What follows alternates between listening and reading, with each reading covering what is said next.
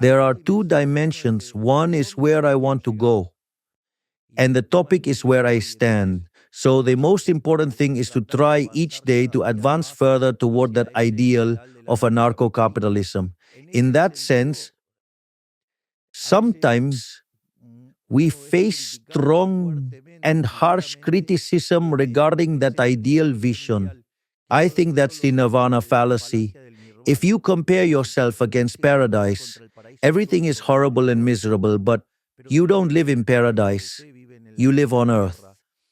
Basically, what you need to understand is something called the state conditions. Let's suppose that you don't like rectangular tables. You prefer circular tables. Now, the reality is, I have only a few hours until I go and catch my flight, and the table is rectangular. You like a circular table, a round one, but there isn't one. What you have is a rectangular table. So either we do the interview here or we just can't do it. So what do? You adapt to the current conditions. This is what there is. Now, so then you have some restrictions that you can change and others that you cannot. The idea is to modify all the ones that can be changed in the short term and start working on those that can be modified in the medium or long term. For example, if you really like round tables, perhaps the next interview we may do at a round table. We're going to try and solve it. But today it's something that we couldn't possibly solve. So that's basically the idea, right? Let's say it's about understanding that some restrictions you can't change, others you can, and there are institutional restrictions too. There are many anarcho-capitalists who are dedicated to criticizing, and incredibly, they do so with more violence towards liberals.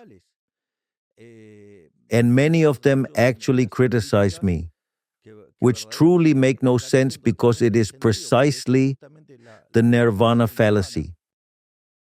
But the reality is that, look, in Argentina, for example, the most popular sport is soccer. When you go to watch an Argentina match, it is beautiful. The stands are full and they're all painted with sky blue and white colors. There is a lot of joy. People sing songs that are very fun, that are very distinctive. It's very much part of Argentine folklore, so to speak. But you see, that beautiful show is external. That is to say, it does not determine the outcome. You place the ball in the middle of the field, and no matter how much people shout, the ball doesn't move. The one who moves the ball and scores the goals is Messi. So, what do I mean? If you don't get involved and don't get into it, no, you don't do anything. So, what do I know? Is that there are many liberals, libertarians, and anarcho-capitalists who are really useless because all they do is criticize, let's say, those of us who want to lead the world toward the ideas of freedom. And what they don't realize is that power is a zero-sum game. And if we don't have it, then the left will have it. Therefore, if you level your harshest criticism at those in your own ranks, you end up being subservient to socialism, probably. And also, for instance, you have cases of strong hypocrisy, let's say. I have seen cases of agarists.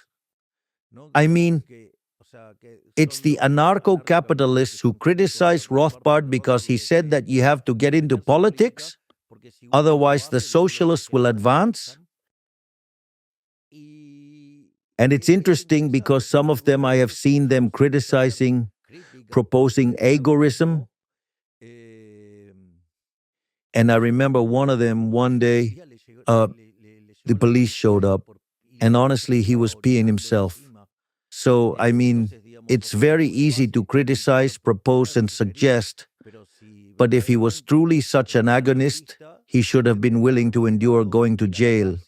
However, when it was time to face the consequences of the idea he was promoting, he froze, wet his pants, and ended up, let's say, accepting all the restrictions because clearly it was better to be out of jail than in jail.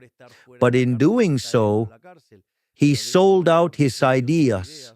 So it seems to me that no, not taking into account the restrictions of the situation only serves to be functional to socialism because all it does is strike against one's own.